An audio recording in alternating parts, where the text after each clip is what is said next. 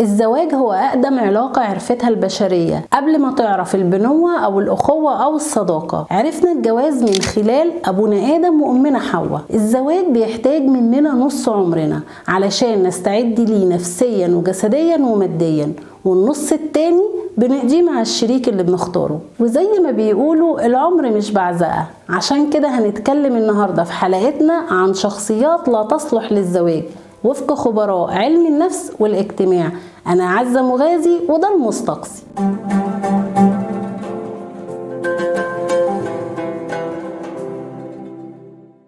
في البداية أحب أوضح لكم حاجة صغيرة. النهاردة هتلاقوني في حلقة شخصيات لا تصلح للزواج أحيانا بتكلم بصيغة المذكر أو المؤنث، وده لأنه بينطبق على الحالتين، بمعنى ان الراجل ممكن يصادفها في شريكة حياته اللي بيفكر يرتبط بيها او العكس. واول شخصية هنتكلم عنها النهاردة هي الشخصية البارانويا، الشكاك المغرور. الشخصية دي عندها قاعدة مهمة وهي الشك في كل الناس، ودايما متوقع الشر منهم، ماشي بمبدأ كل اللي حواليا متآمرين وخونة. الشخصية دي من الآخر ما تعرفش ولا حب ولا رحمة ولا تسامح. غالبا هو ما يعرفش ان في الكون في حاجة اسمها حب، وغالبا برضو كان عنده نقص حنان من طفولته من أبوه أو أمه. الشخصية البارانويا في الغالب بيكره كل اللي بيتعامل معاهم حتى لو ما كانش بيظهر ده. عدوانيته مش لازم نشوفها في ضرب ولا شتيمة، هنشوفها في هيئة النقد اللاذع المستمر والسخرية اللي بتجرح، وفي نفس الوقت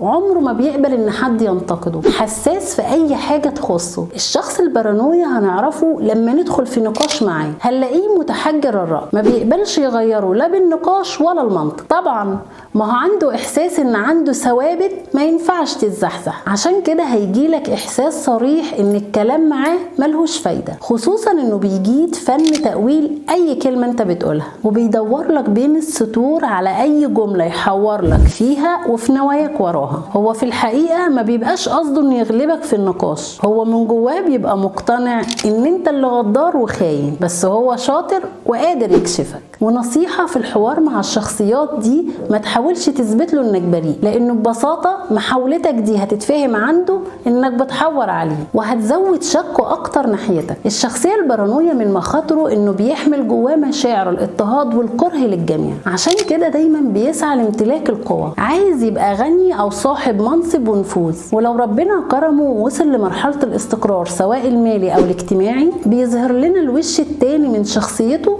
الغرور. السؤال اللي بيدور في عقلنا طبعا ازاي نكتشف المصيبة دي في فترة التعارف او الخطوبة، خصوصا ان الفترة دي بتتصف بانها فترة التجمع، وكل طرف بيظهر اجمل ما عنده علشان يجذب انتباه الطرف الاخر. الحقيقة ان علماء النفس ريحونا من زمان عن اجابة السؤال ده، لكن طبعا قليل اللي بيقرا. علماء النفس قالوا انك لو لقيت 3 صفات من اصل ال7 اللي هنقولهم دول، يبقى اللي قدامك شخصية بارانويا. رقم 1، حساسية مفرطة تجاه الهزيمة والرفض، يعني ما يحبش نقول له لا على اي طلب ليه او يتغلب في النقاش، لانه زي ما قلنا هو شايف نفسه ما بيغلطش. تاني حاجة، قلبه مليان احقاد، بيرفض المغفرة. طبيعي اننا كبشر بنغلط وبنعتذر وبنسامح بعض، لكن الشخص البارانوي ما بيعرفش يسامح، بيفضل شايل لك الغلطة جوه قلبه. واكيد طبعا شفناها في مواقف حصلت لينا، لما يجي شخص بعد 20 سنة ويقول لنا فاكر لما عملت لي كذا؟ يا باشا ده انا كان عندي 3 سنين بس بتكرهني.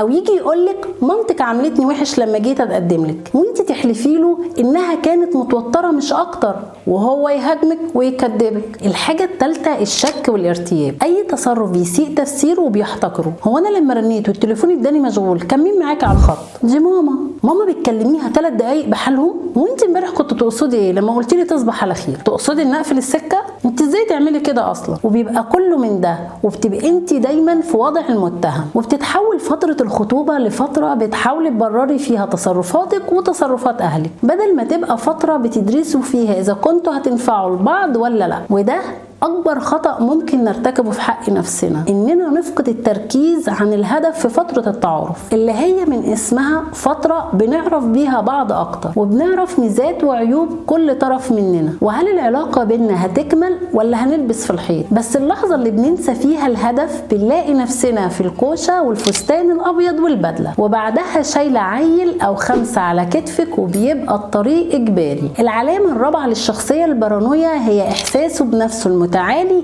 والممل، لا يقبل النقد. بص حبيبي، حاول تلبس القميص الابيض بيبقى فيك حلو. تقصدي ايه؟ انا ما بعرفش البس؟ انت عارفه القميص ده بكام؟ ولو بنت طبعا هنطبق الكلام ده على الفستان او الجيبه او البلوزه. ده خلاف اعتزازه باختياراته في الاكل والشرب والوظيفه. الحقيقه تعيس او تعيسة الحظ اللي بتقع في شخصيه بالشكل ده. الصفه الخامسه في اضطراب الشخصيه البارانوي، والحقيقه الصفه دي بتبقى صعبه علينا، وهي الشك في الاخلاص الجنسي، بمعنى انه دايما بيشك في عدم اخلاصك في فتره الخطوبه. هي اكيد بتكلم شباب بعد ما تقفل معايا الخط، او عملت علاقات قبل مني، ومهما كنت متدينه او صاحبه اخلاق هيشوف ده قناع بتداري بيه خيانتك، بس هيجي اليوم اللي هيقفشك فيه. طبعا ممكن حد يسال هو ايه اللي يخليه يكمل مع حد بيشك فيه بالشكل ده؟ الاجابه بسيطه، هو شايف الكل غير مخلص، واللي بيدفعه هو اكمال الجانب الاجتماعي، انه يبقى متجوز، وده المحرك الاقوى في اللحظه دي. لانكم لو فاكرين لما قلنا في اول الحلقه ان الشخصيه دي دايما بتسعى للكمال المادي والاجتماعي، والزواج عنده من امور الكمال الاجتماعي. الصفه السادسه للشخصيه البارانويه هي الافراط في التفرد الذاتي، ودي بالبلد انه بياخد اي كلام على صدره، يعني اي كلام في اي قعده بيحوله انها هجوم على شخصيته، وتلاقيه بيغضب بسرعه وبيشن هجوم مضاد. هبسطها لكم بمثال صغير. عازمه خطيبك على العشاء مع اسرتك، وباباكي بيقول بعفويه مالها البطايه دي رفيعه، في محاوله يعني لجلب المرح للقعده كعاده الابهات، وهوب يقوم خطيبك يرد عليه اي عمي بس الرفيعين احسن من التخان اللي ما بيعرفوش يقوموا من مكانهم. هو هنا ببساطه اخذ الكلمه على نفسه، لانه شايف ان باباكي يقصده، وده بسبب ان مرجعيته هي ذاته فقط. الصفه السابعه في الشخصيه البارانويه هي نظريه المؤامره. من وجهه نظره علاقته بيكي وعلاقته بالعالم وعلاقه العالم ببعضه بتدور في جو من المؤامرات. انت واهلك بتتأمروا عليه عشان تدبسوه في العفش ولوازم الشقة، او يمكن عايزين يدبسوه فيكي انت شخصيا بسبب طباعك او سلوكك السيء، وبيخلصوا منك، وهو العبيط اللي هيلزقوكي ليه. ومصر وال100 مليون بيتأمروا عليه عشان يبقى تعيس، وهتلاقيه اي حكاية بتحكيها له طلبا للمشورة منه عن مواقف حصلت ما بين اهلك او قرايبك بيفسرها لك بمبدأ نظرية المؤامرة، وانهم بيتأمروا عليكي. خدي بالك من اختك مش بتحبك، عارفه بنت عمك بتكرهك. طب اقول لك سر خطير، قرايبك بيتامروا عليكي عشان يدمروكي، ولو سمعتي كلامه هتلاقي نفسك دخلتي في دايره من الشكوك في كل اللي حواليكي، وشبكه كبيره خيوطها كلها بتصب في استعباده ليكي. ومن هنا خلصت حلقتنا، والحلقة الجاية هنكمل باقي الشخصيات التي لا تصلح للزواج. ومنتظرة تعليقاتكم، هل قابلتم شخصية بارانوية في حياتكم وتعاملتوا معاها ازاي؟ وما تنسوش تدعمونا باللايك والشير على الفيسبوك والاشتراك بالقناة وتفعيل الجرس على اليوتيوب. اشوفكم الحلقة الجاية.